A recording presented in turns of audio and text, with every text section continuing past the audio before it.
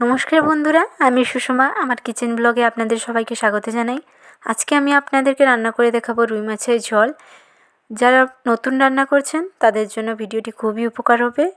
এখানে আমি প্রথমে আলুটা সেদ্ধ করে রেখেছি, মাছের মধ্যে লবণ হলুদ মাখিয়ে রেখেছি, দুটো বড় সাইজের পেঁয়াজ বেটে রেখেছি, রসুন বেটে রেখেছি, টমেটো কেটে রেখেছি, একটা আদা বেটে রেখেছি।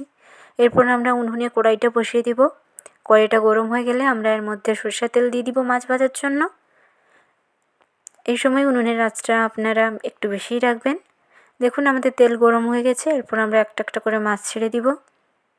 মাছটা আমাদের ভালোভাবে লাল লাল করে ভেজে নিতে হবে। আমাদের মাছের এক সাইডটা ভাজা হয়ে গেছে, এখন আমরা অন্য সাইডটা উল্টে নিব আস্তে আস্তে করে। সাবধানে মাছগুলো উল্টাতে হবে যাতে ভেঙে না যায়। মাছগুলো আমাদের আরেকটু ভাজা ভাজা হলেই আমরা তুলে নিব মাছটা। দেখুন আমাদের মাছ ভাজা হয়ে গেছে। এখন আমরা মাছগুলো একটা একটা করে তুলে নিব পাত্রের মধ্যে।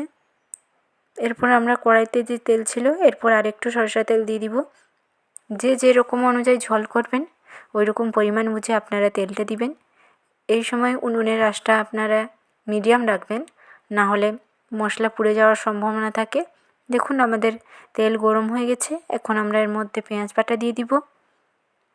পেঁয়াজটা একটু ভাজা ভাজা হয়ে গেলে আমরা এর মধ্যে টমেটো দিয়ে দিব। টমেটো দিয়ে দিলে প্রথম থেকেই টমেটোটা মেল্ট হয়ে যায় ভালো করে। দেখুন এরপর আমরা রসুন বাটা দিয়ে দিব। রসুন আর পেঁয়াজটা হালকা ভাজা ভাজা হয়ে গেলে এরপর আমরা এর মধ্যে আদা বাটা দিয়ে দিব। দেখুন আমাদের মশলা ভাজা ভাজা হয়ে গেছে। এরপর আমরা 1 চামচ লঙ্কা গুঁড়ো, 1/2 চামচ হলুদ গুঁড়ো দিয়ে ভালো করে নাড়াচাড়া করে এর মধ্যে একটু জল দিব যাতে মশলাতে ভালো করে হয়ে যায়। এরপর দেখুন তেল ছেড়ে দিয়েছি, এর মধ্যে আমরা 1 চামচ লবণ দিব। এরপর চিনি দিব পরিমাণ অনুযায়ী। দেখুন আমাদের মশলা থেকে তেল ছেড়ে দিয়েছে। এখন আমরা ভেজে রাখা মাছ আর সেদ্ধ করে রাখা আলু দিয়ে দিব। ভালো করে মশলার সাথে মাছ আর আলুটা আমরা কষিয়ে নিব তেল ছাড়া অবধি। তেল ছেড়ে দিয়েছে, এখন আমরা পরিমাণ মতন জল দিয়ে দিব।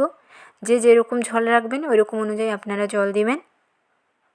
এখানে আমি অল্প করেই ঝোল রাখবো তাই অল্প জল দিয়েছি। ভালো করে ঝোলটাকে আমাদের ফুটে নিতে হবে 5 মিনিট। দেখুন আমাদের ঝোল এখন হয়ে গেছে, এখন আমরা নামিয়ে নিব। ঝোলের কালারটাও কত সুন্দর এসছে। ভিডিওটি যদি ভালো লাগে লাইক শেয়ার সাবস্ক্রাইব কমেন্ট করে দিবেন। প্লিজ পাশে থাকবেন।